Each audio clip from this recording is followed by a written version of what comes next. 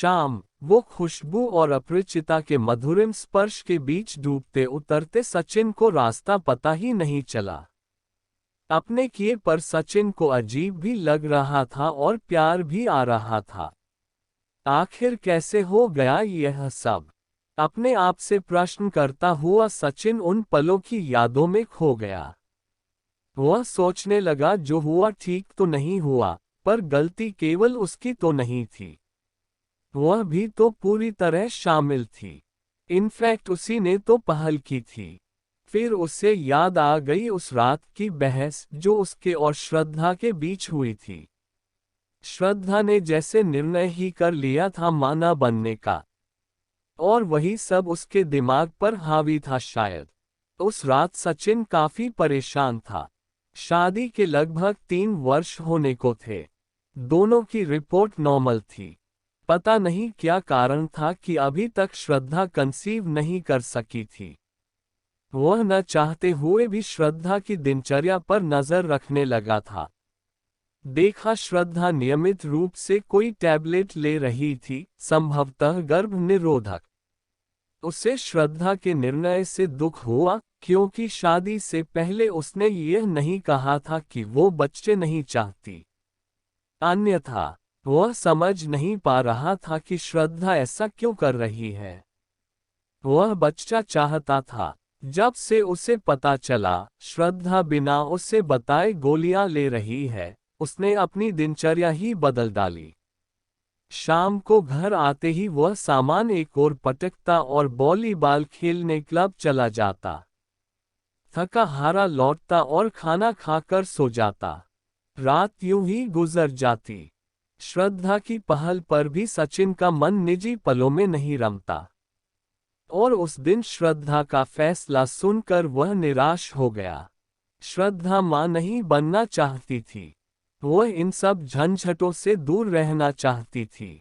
सचिन ने श्रद्धा की मम्मी से बात की पर उन्होंने भी कोई संतोषजनक उत्तर नहीं दिया। उन्हें अपनी बेटी के फिगर और करियर की ज्यादा चिंता थी। सचिन देखता था कि अधिकतर श्रद्धा वर्क फ्रॉम होम लेकर घर से ही काम करती है। वह खुद अच्छा कमा लेता है। श्रद्धा की मां को पेंशन मिल रही है। इकलौती लड़की होने के कारण अपने पिता के छोड़े अच्छे खासे बैंक बैलेंस की मालिक है वह। फिर भी उसे घर में नया मेहमान नहीं चाहिए। क्यों? ऑफिस के काम से सचिन अक्सर बाहर जाता था। इसी सिलसिले में वह दिल्ली जा रहा था कि अचानक हुए एक्सीडेंट के कारण आगे की ट्रेनें रद्द कर दी गई थीं। उसे इटारसी में ही उतरना पड़ा। उसने क्लॉक रूम में सामान रख दिया। स्टेशन की गहमागहमी से निजात पाने के लिए वह खेतों के किनारे चल पड़ा। सर्दियों में शाम जल्दी ढल जाती है। पेड़ों पर पंछियों की भीड़ लगने लगी थी। इतने दिनों से काम की आपाधापी में वह शहर की गतिविधियों में कितना व्यस्त हो गया था। यहाँ का वातावरण उसे अजीब सा सुकून दे रहा था। उसकी नज़र एक पेड़ के नीचे बेतरतीब बसी बैठी युवती पर ठहर गई। पास पहुंचकर देखा तो गाढ़े रानी रंग की पोशाक पहने वह युवती भी सचिन की तरह मुसाफिर ही लग रही थी। सचिन उसे नजरअंदाज कर आगे बढ़ना ही चाहता था कि उसने पूछा, यहाँ ठहरने के लिए रूम कहाँ मिलेगा? उसके इस प्रश्न से सचिन को यह तो समझ आ गया कि वो दोनों एक ही समस्या का हल ढूंढ रहे हैं, पर वह कोई त्वरित उत्तर नहीं दे पाया। उसके पास रखे सामान को ध्यान से देखा। एक अटैची, एक बैग था। उसे चुप देखकर उसने फिर कुछ कहना चाहा। तभी सचिन ने कहा, मैं भी रूम ही खोज रहा हूं। इतना सुनते ही वह उछलकर खड़ी हो गई जैसे उसे कुबेर का खजाना मिल गया हो। उसने अटैची का हैंडल सचिन को थमाया और खुद बैग घसीटते हुए उसके साथ चलने लगी। थोड़ी दूर पर कबेलू लगे घर दिखाई पड़ने लगे। उसने हौले से सचिन का हाथ पकड़ लिया और बेफिक्री से चलती रही। पास पहुंचने पर पता पड़ा कि वह तो एक छोटा सा होटल है, जहां चाय नाश्ता ही मिलता है। पूछने पर चाय वाले ने हाथ के इशारे से थोड़ा दूरी पर एक होटल बताया, जहां रात रुकने की व्यवस्था थी। तब तक वह चाय का ग्लास लेकर चाय पीने भी लगी थी। होटल क्या था, घर ही था। कड़कड़ाती सर्दी में एक औरत और एक आदमी काम में लगे थे। जगह छोटी थी पर साफ थी। वह भट्टी के सामने खड़ी होकर हाथ सेकने लगी। सचिन वहीं कुर्सी पर बैठ गया। अम्मा 2 गिलासों में पानी लिए आई। काखे हो बेटा, रोटी सब्जी के दार चानो। आंटी, कमरा मिलेगा सोने के लिए। अम्मा, पहले खाना लगा दो। 1 प्लेट रोटी सब्जी और 1 प्लेट दाल चावल। हाथ के इशारे से सचिन ने उसे रोका। स्टील की 2 थालियों में खाना आ गया। खाना गरम और स्वादिष्ट था। खाना खाकर वे कमरे में आ गए। बेडरूम के नाम पर केवल बेड थे और रूम था। बाहर की तरफ बाथरूम था, जहां केवल नहाया जा सकता था। उसमें भी दरवाजे की जगह पर्दा लगा था। टॉयलेट का पूछने पर अम्मा ने दूर बने शौचालय की तरफ उंगली दिखाए। धूप पर अंधेरे में उसका पीला दरवाजा ही दिखाई दे रहा था। सचिन ने उसे टॉयलेट जाने का इशारा किया। जब वह कमरे में लौटा तो देखा वह नाइट सूट पहने पलंग पर लेटी थी। जास्मिन की भीनी भीनी खुशबू पूरे कमरे में फैली थी। दूसरी ओर पड़े खाली पलंग पर वह भी लेट गया। सचिन सोचने लगा, कौन है ये? क्या यह मुझे जानती है? मैं तो इससे पहले कभी नहीं मिला। फिर इतनी बेतकल्लुफी से कैसे मेरे साथ सो सकती है? वह खुद से ही बातें कर रहा था। ठंड के कारण नींद नहीं आ रही थी। करवटें बदलते हुए काफी समय बीत गया। अचानक उसे किसी के ठंडे हाथों का स्पर्श महसूस हुआ। करीब आती जास्मिन की महक से उसने अपने को बहकता पाया। कमरे का माहौल इतना रोमांटिक हो गया कि सचिन खुद पर काबू न रख सका। फिर जो हुआ वह सचिन के जीवन की अमूल्य निधि बन गया। फोन की घंटी से सचिन की नींद टूटी। उसने देखा आसपास कोई नहीं था। फोन किसी अननोन लैंडलाइन नंबर से था। दूसरी ओर से स्वर उभरा, मी मेहरोत्रा, कहाँ हैं आप? हड़बड़ाकर सचिन ने घड़ी देखी, सुबह के 8 बज रहे थे।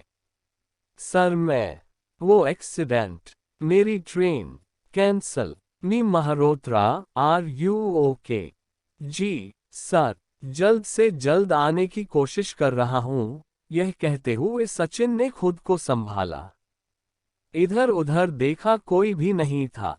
शायद वह जा चुकी थी। उसने मेन रोड पर आकर टैक्सी ले ली।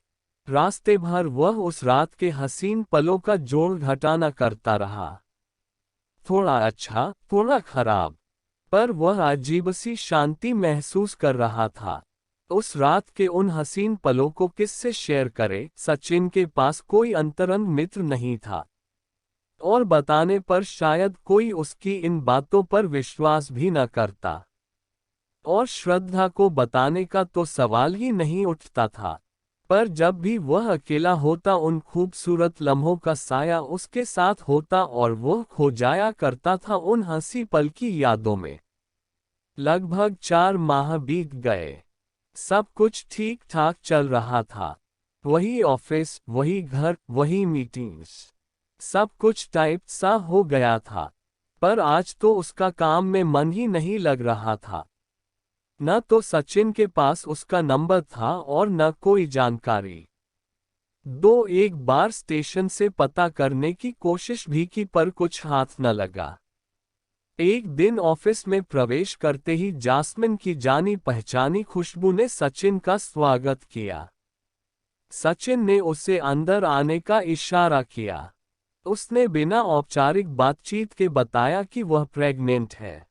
सचिन ने घर जाने के बहाने हाफ डे लिया और उसे साथ लेकर ऑफिस से निकल पड़ा। दोनों एक रेस्तरां में बैठे। उसने बताया कि वह अविवाहित है और अब उसके लिए घर से बाहर निकलना मुश्किल हो गया है। वह जहां काम करती है वहां इस बात का खुलासा नहीं किया जा सकता, अतः उसे नौकरी छोड़नी होगी। पहली बार सचिन को अपने निर्णय पर दुख हो रहा था। उस दिन का बहकना सही नहीं था, जैसे उसके लिए मुसीबतों का पहाड़ खड़ा कर दिया था सचिन ने। पर कहीं यह मुझे धोखा तो नहीं दे रही? नहीं, नहीं। यदि ऐसा होता तो मुझसे पैसों की मांग करती। वह तो सचिन को परेशान भी नहीं करना चाहती थी। हाँ, बच्चे को जरूर जन्म देना चाहती थी, केवल इसलिए कि उसके भीतर का ममत्व जाग गया था। आज सचिन को 7 जन्मों के रिश्ते पर एकाएक विश्वास सा होने लगा। यह संयोग नहीं तो और क्या था कि एक एक्सीडेंट के बहाने वह मिली। उसने सचिन की आंखों में न जाने वह सब कैसे पढ़ लिया, जो शायद आज तक श्रद्धा नहीं पढ़ पाई थी। सचिन को बच्चे की बेतरह चाह थी, शायद यह सब इसलिए हुआ।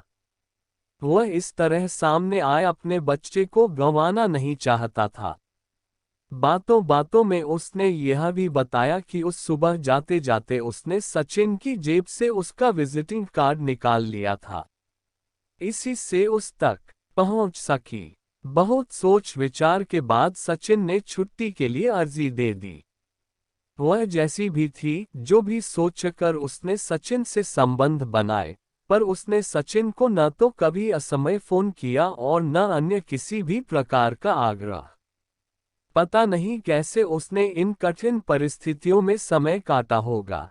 एक बार उसे दूसरे शहर में घर दिलाने के बाद सचिन फिर दोबारा जा भी नहीं पाया उसके पास।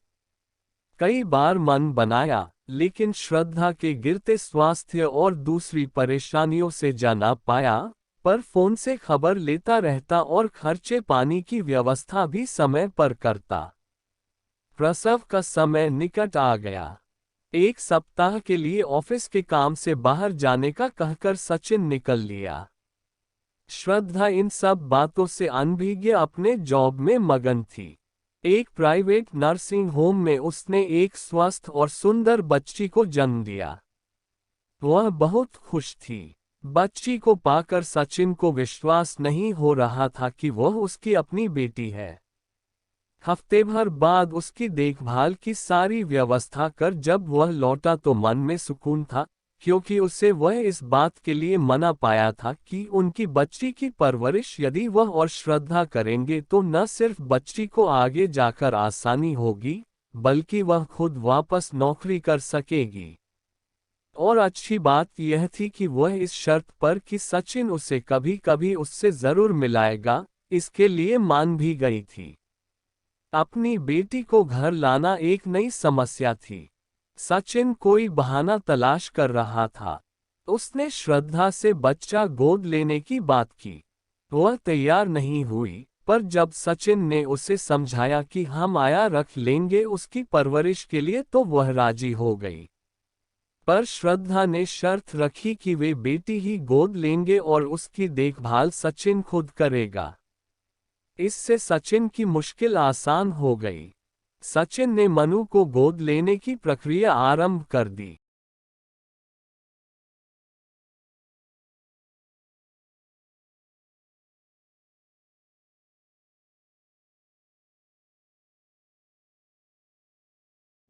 जल्दी ही मनु घर आ गई। श्रद्धा कुछ दिनों तक मनु से दूर दूर रही, फिर अपने आप सचिन का साथ देने लगी। धीरे धीरे श्रद्धा मनु का बहुत ध्यान रखने लगी। सचिन कभी कभी आशंकित हो जाता कि कहीं वह घर आकर श्रद्धा को सब कुछ बता ना दे। हालांकि जब भी वह मनु को उससे मिलाने ले जाता, वह ऐसा कुछ नहीं कहती थी। फिर भी एक अनजाना डर सचिन के मन में बना रहता।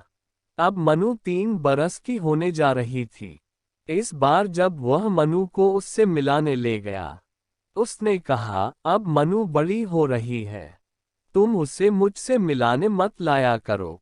मैं नहीं चाहती वह हमारे सच को जाने और इसकी वजह से तुम्हारा घर बिखरे।